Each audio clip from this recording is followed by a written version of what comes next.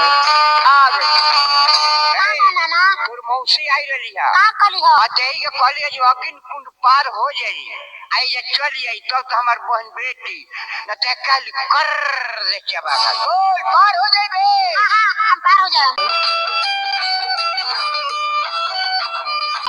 चाचा चाचा ए चाचा के मर गले के इतना चिल्लाता रे मुगल तो नहीं खे चाचा, लेकिन तारा पता बा तारा घर में का होता बे?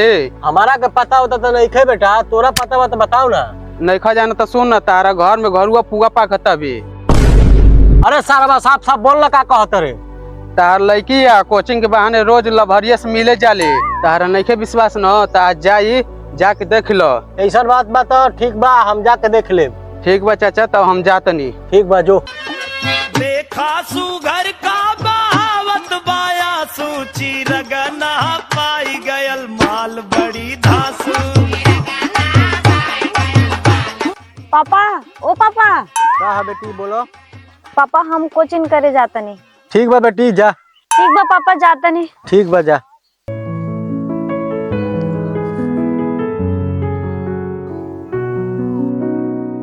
ए धाकर धाकर बेटा। हाँ बाबूजी आवा तनी। आवा आवा। कहा बाबूजी का खातिर आवाज देत रहा? तनी चलो संगे तो संगीतवा उल्टा सीधा सुननी हो। ऐसन बात चलो उनके कोचिंग पढ़वा देतनी ओनी हम। ठीक बा चलो।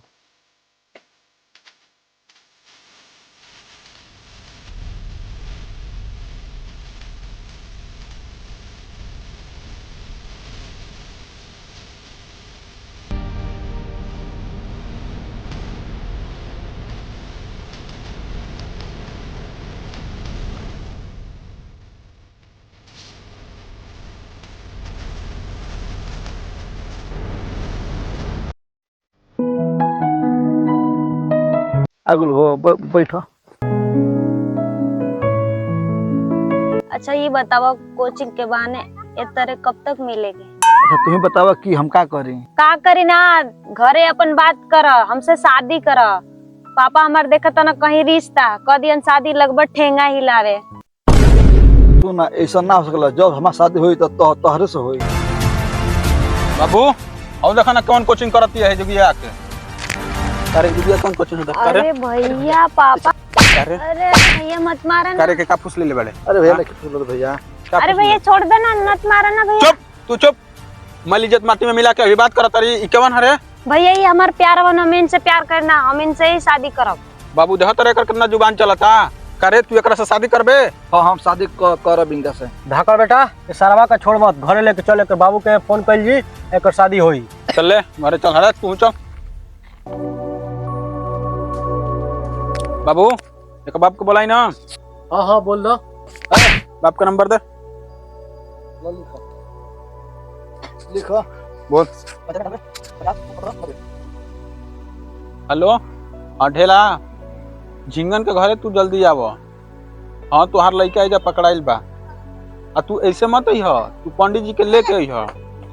खलिए अइब, इहो पिटैहन तूहो पिटैब। ऐसे बढ़िया कि तू पंडित जी के लेके अइह, इनकर शादी करावे के बा, शादी होई इनकर जे। ठीक बा लेके आव।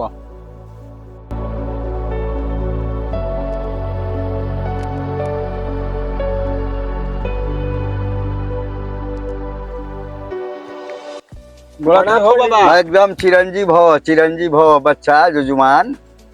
और कुलानंद बिहार है ना? आनंद बिहार है बाबा। ठीक ठीक। कारे सर बात बिया कोई करे तू कह रहा है तो तो हम बिया धूमधाम से करे रहती रे। छोड़ो छोड़ो, ये मारला से कुछ ना, ये पंडित जाइल बड़ा बियाह के तैयारी होखो। ठीक बा, ये तो सर हमारे लिए ले लन पंडित देखी ते सरवन के गाना ना बनाना बनत कि ना। ठीक बा देखो तनी। हे बबुआ जजुमान, अरे का नाम है लड़किया के हो? राशि के नाम तबे न मिली। राशि के नाम चिलगोजरी हो। अच्छा तब देखो तनी। हे बचवा जजुमान। बोलो बाबा। अरे भाई तो तारा लड़की के 36 गुण से गाना ना बनता हो। बाबा तने देख लो, लड़को के नाम बिल गोजारा हो। ओकर नाम बिल गुजारा? हाँ बिल गुजारा हो। ठीक बा जुजुमान।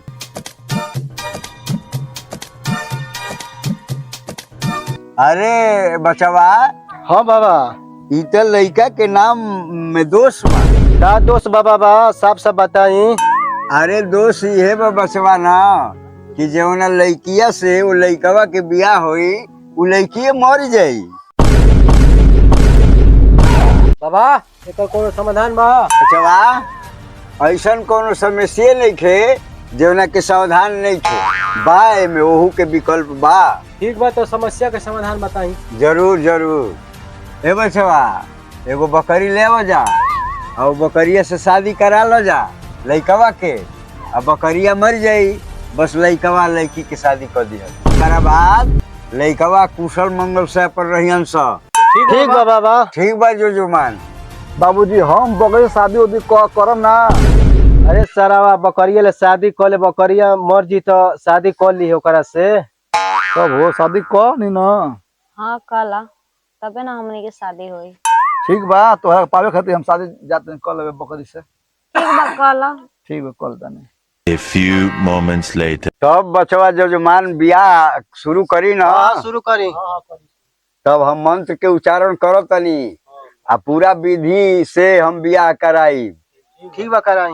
मंगलम भगवान मंगलम विष्णु तनो हरि, बैर के पतई पपिस्ता के पतई स्वाहा, आम के पतई नीम के पतई पतई ह स्वाहा, आरो के पानी हैंड पाइप के पानी पानी ह स्वाहा, इमली के पतई भात कटाया के पतई ओम नमः स्वाहा, पनीर के सब्जी आ मशरूम के सब्जी सब्जी ह स्वाहा, बैकंठी के पतई या बैर गोलकी के पतई पतई ह ओम नमः स्वाहा, आ रेंगनी के काट के पतई आ भात कटाया के पतई इमय पतई ह स्वाहा, आ पंडित जी के मेहररुआ आ है लंगड़ा नौआ के मेहररुआ मेहरारुए ह स्वाहा। अरे लंगड़ा नौआ मुँह बउआ, है दुल्हावा के दे दे, है बरमलावा पहिरावे के हऊ कनियावा के। पहनाई पंडित जी। हाँ अब का देखल है बड़ा। अरे खुश होके पहिरावल जुजुमान, बियाह होई ना हमार। खूब लो होई, एकदम होई।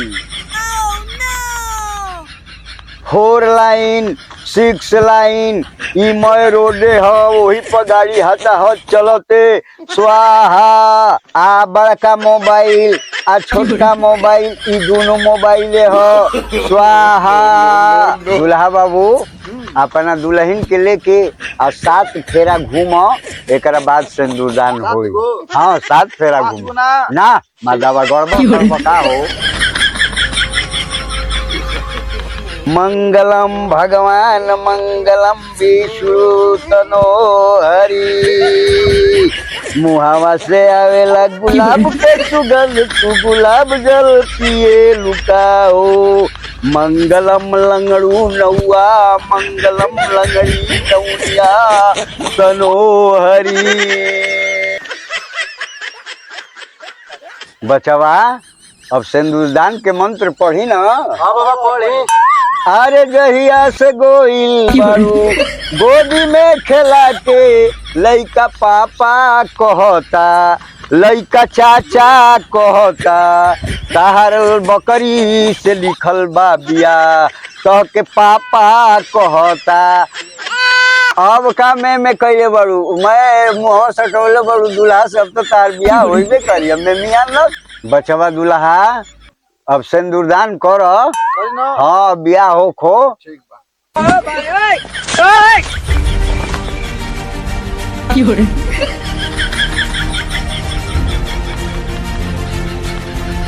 अरे बबुआ जजमान बचवा, हाँ बाबा।